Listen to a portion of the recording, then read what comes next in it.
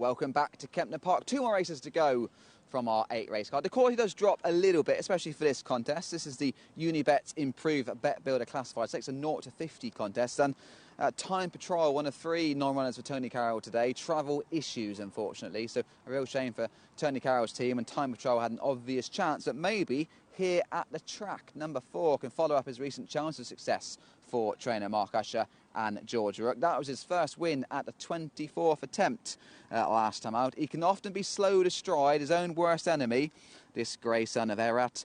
Stall 9, at least he will be able to drop in if he is slow in the stride and make his way home relatively near the inside. But at least he got his head in front last time. Mark Usher's team are in quite good form at the moment. Next up is number 3.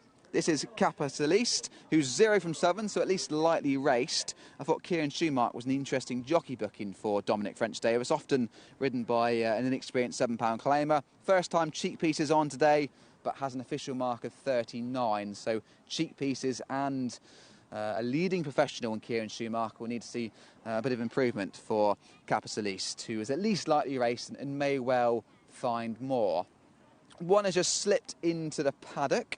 And that one, as I get a little look at the rug, is number 5. That's Indy Skies, a gelded son of Equiano who refused to go in the stalls on his intended debut, so clearly a little bit tricky. Now, he was second over course and distance off a mark of 55. That form would be good enough to win today, and he would have been £8 better off with Time Patrol for a head. However, he's had 2 goes on the Tapita of late and 2 poor runs, but he has dropped a mark of 50. And into this 0 to 50 classified stakes, the lowest level of racing in the UK currently. And he may be a bit of a class angle on the back of that, but he has got question marks over his attitude.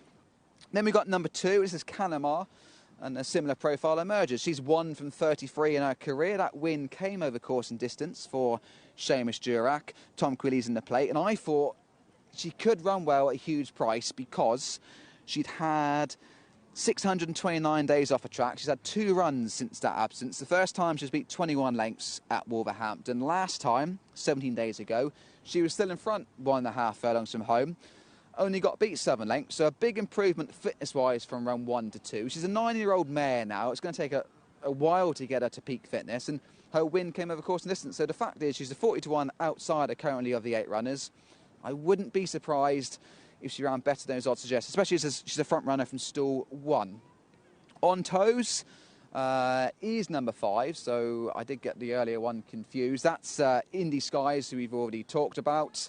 Next up in a nondescript rug is number 8. That's Sumac. Possibly not number 8. That's in the cheek pieces. CW, Sumac, a chestnut in the black and red sheet. This one is 0 from 16, but was second twice off a mark of 48 in handicaps. Was 3.5 lengths behind here at the track in first-time cheek pieces at Chelmsford last time. Following number 8, Sumac, is number 6, Lupset Flossy Pop in the black and white trim sheet. We can see the number. Phil Macon got a win out of this one off a mark of 64 over 6 furlongs. Yard debut last time for Gary Brown, had a tongue tie on for the first time. The headgear was removed, ran right up to her previous form. She ran well, finished in second in a similar contest to this. Was well placed, a real steady pace last time. The winner made all, and she tracked the winner throughout. Didn't really improve on the form when trained by Phil Macon, but that form would see her not too far away today. We'll go back to the one that had the grey rug on, which is number 7. That's Profitar Rules. This one was trained by Tom Dascombe, ran for Roger Teal for the first time last time out. That was when finishing 4 lengths behind Lupset Flossy Pop. Both those two are making their debut for the new yards. One for Tom Dascombe over 7 furlongs at Newcastle, got a good ride from Joe Fanning off a mark of 46. That was in the first time visor. May well improve for the first start for the Roger Teal yard, but will need to.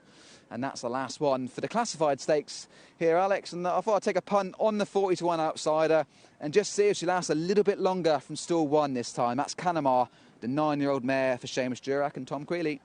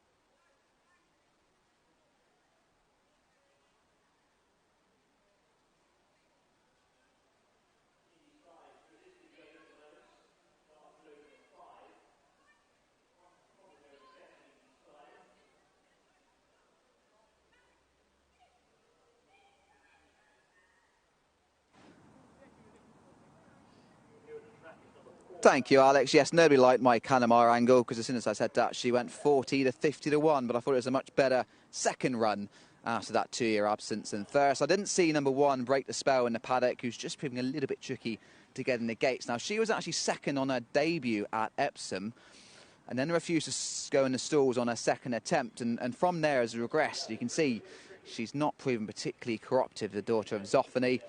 She started off 72, her opening handicap mark. That was on the back of that second at Epsom. That's her one bit of form, and unfortunately she has regressed. But she's gone to a mark of 50. She can now go here at the bottom level. And if she wants to put a bit of effort in, she's clearly got a bit of ability to come second on that racecourse debut at Epsom, but she hasn't shown it again since. It's very open. That's why I took a little bit of a huge chance on Canamar, purely because Connections have persevered and put her back into training as a 9-year-old. And she did win over the course in this instance, and will strip fitter the third run after an absence, and's got the plum draw in stall 1 to try and make plenty of the running. There's Heerathetrack. He's got to break a little bit sharper, and you can see him not wanting to really go in the stalls. When you are operating at this level, these horses have their quirks. If you can find one that's consistent, that's a big help, and that's probably why Lupset Flossie Pop is favourite. Very solid for Phil Macon, and continued in that theme for Gary Brown on the first start for this yard in this grade last time. She was always well placed from stall 4. You'd imagine that Taylor Fisher, claiming the 3, will also have her similarly well placed once again, and she's a solid one. I don't really like backing too short in these kind of races because they are very inconsistent, which is why I took a big chance on Seamus Durex runner. Hopefully she runs better than that 51 price suggests. Let's see how the race pans out and join Auntie Ennis. Sumac coming in now to complete the line. We're set. And they're off. Jumped away. Just taking a step to the left was Sumac leaving the stalls, but they are racing for the Unibet's Improved Bet Builder Classified Stakes. Some early speed from Koppel Klishter here in the yellow and black in the cheek pieces for the first time is going forward here as they go through the first furlong. To the outside is Indie Skies in a very dark blue jacket. To the inside is Canamar, the maroon with the white seams. Lupsit Flossie Pop is racing in 4th. Blue sleeves with a red cap on the outside of Profitar Rules in the dark green and white diamond colours. Then comes Sumac in the red on the inside, horse with the cheek pieces. Out wide of the pink sleeve jacket of Jack Mitchell on Break the Spell. The back marker is Heerathetrack in the blue and white. They make the turn towards the home straight. Just passing halfway now.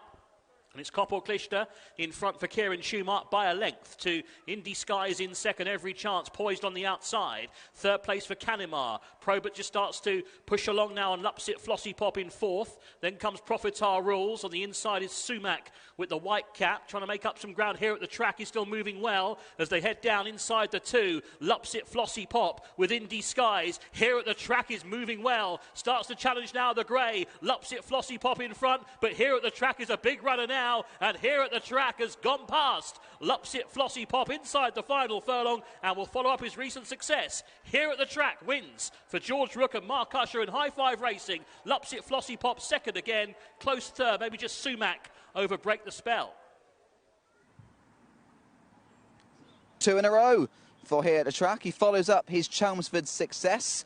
25th career start today, and now he knows what to do. The son of Herat. Slightly so to stride again, but for the grade there was a strong pace on, so it was no problem sitting at the back of the field. Handicapper very kindly kept him in the 0 to 50 grade. I think he had an official mark of 43 when winning last time. And he's made it 2 in a row. Well done to Mark Usher, George Rook and the owners High Five Racing. And off a career best of 68. He did have a little bit of backclass when he first went handicap. You can see him there at the back of the field. George is always travelling quite sweetly. In the first-time cheek pieces with Kieran Schumacher, they've tried to get Capitaliste out of the stalls and use a bit of enthusiasm early doors, but the pace is probably strong enough for horses of this grade. The closers have come over the top of them. Unfortunately, Canamar, 9-year-old again. She stopped quite quickly, so unfortunately that angle didn't work out. In the pink sleeves, a bit better from Break the Spell. Hopefully she might build on that for the Mick Atwater team. She is actually in the sales in a couple of weeks. While Lupset Flossie Pop sets a standard once again. She's continuing that very consistent run of form. She's just at her level. And here at the track, as you said, Alex, confidence gained from that success at the 24th attempt clearly showed again tonight.